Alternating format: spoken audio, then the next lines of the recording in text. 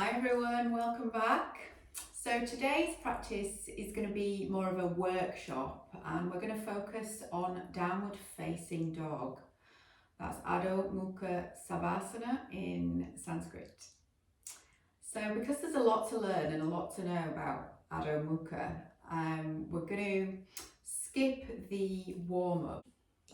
So if you have the time, hop on over to one of my other videos and take part in the warm-up first. And we'll crack on today and get to know downward facing dog. So let's warm up, let's rub the hands together, create some heat. It's pretty cold out there today. And we're going to begin on all fours and we're going to revisit our cat-cow posture just to warm up the spine and create some length and some mobility in the spine. So when you're ready, taking it over onto all fours, remembering wrists under shoulders and knees under hips, and feet are hip width apart, and we're going to discover the breath as we drop the belly and raise the gaze. On our in-breath, we're going to tuck the tailbone and we're going to switch the shoulders on, bringing the gaze towards the back of the mat, and at that point we can rest the head, drop the head and the neck. Let's move here with our own breath, making this our own.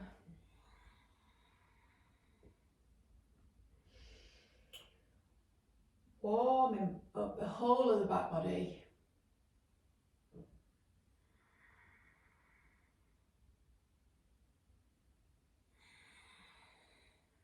We can even make this more of a moving posture by, when we get to the top of our cat, we can bring the heels back to the seat and then tuck under as we come into our cow posture, moving forward. Our heart is smiling forwards. In breath takes us back into cat, bringing our seat towards the heels and really forming a kind of moving cat-cow posture to really mobilise the spine, the back body, the sides, under the armpits, really getting ourselves ready for our downward facing dog. Let's do one more of these and we'll bring it back to our tabletop position.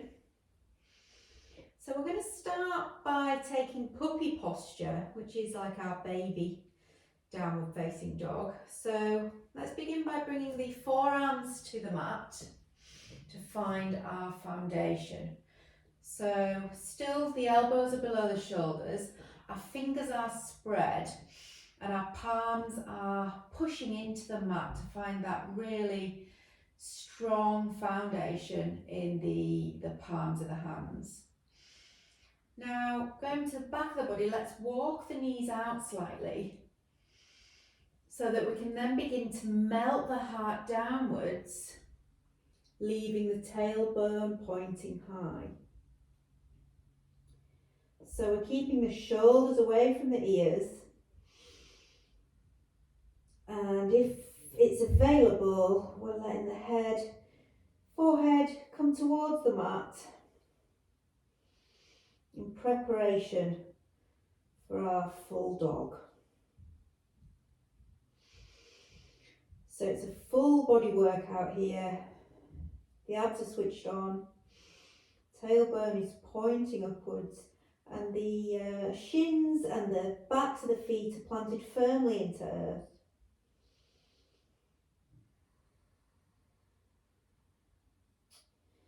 And let's notice the breath while we're here. Just take a couple more breaths in this position. Our heart is really melting towards the earth in this posture. Okay, now slowly releasing the head, Let's bring the head back up, and we're going to start to walk up into our dog. So we're going to bring the knees further forwards again, and then we're going to tuck the toes under. So this is a great foundation here. We've got strength throughout the palms of the hands, into the fingerprints of the fingers. We're on the balls of the feet and all the toes are spread. Now we're going to feel strength across the upper part of the back through the shoulder blades, because that's going to help lift us up into our dog. So once we're ready, let's just raise the knees to begin and just feel that hover and how that feels. So the strength should be switched on throughout the shoulder blades. Shoulders are pointing outwards. They're really holding us up in this position, and then let's release. Well done. Let's go again for a hover. So in breath, lifting the knees, just an inch is fine, just to feel that sensation in the body. Abs are switched on, we're holding ourselves up in this position, and release. Well done. So before we go up to our full dog, let's just take checkpoints. So our fingers are spread wide, our fingerprints are imprinted into the mat alongside the palms of the hands. So the weight is even throughout all of the hand and fingertips. Our elbows are going to release from the mat, so that's why we've got to have a firm foundation through the hands. And when it comes to the back, we're aiming for straight spine throughout here. So as we rise up, the spine is going to remain straight in a diagonal position from the head and neck right up to the tailbone and pelvis. Okay, our toes are tucked under and we're resting on the balls of the feet. So when we're ready, let's take it steady.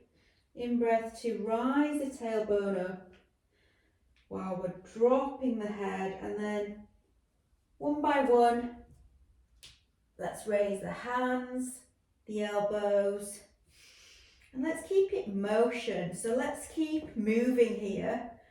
One leg pedaling out and the other. Just getting to know what this feels like throughout the body. It is a strong posture. However, when we get it right, we can get lots of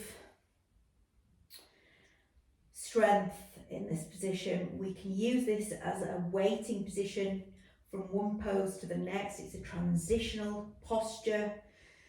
But let's get it right, and then we can move forward. So remembering the foundation in the hands.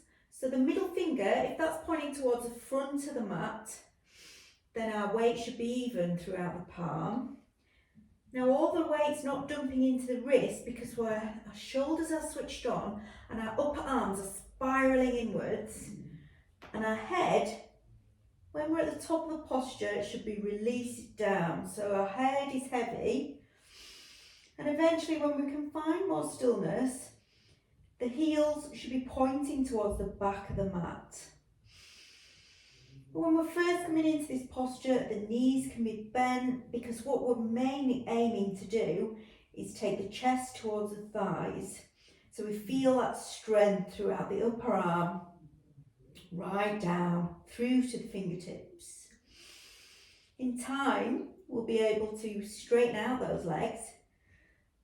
So that's why it's good to try the pedaling, because you can get more stretch one leg at a time than you can when they're both together. Well done. Okay, so to come out of this posture, we're going to go back through tabletop. So let's bring one knee down, then the other, and find length in our spine, crown of the head facing forwards, tailbone pointing backwards. And just check in with breath. So that's been quite a strenuous posture, and you will be able to tell this in the breath. Fantastic. Let's take it back into a child's pose, and let's just recalibrate here for 3 or 4 breaths.